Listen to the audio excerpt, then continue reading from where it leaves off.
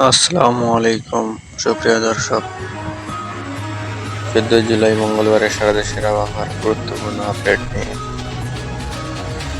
রংপুর, রাজশাহী, ময়মনসিংহ বিভাগ। কাল এই তিন বিভাগে সবচেয়ে বেশি বৃষ্টি হবে।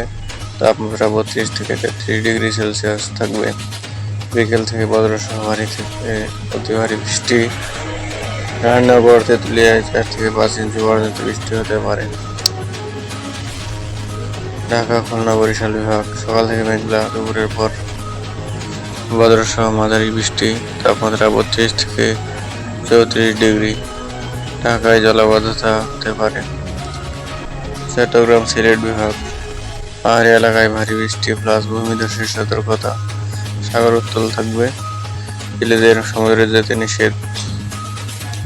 সারা দেশের তাপমাত্রা সর্বোচ্চ 32 থেকে 34 ডিগ্রি, সর্বনিম্ন 26 থেকে 27 ডিগ্রি।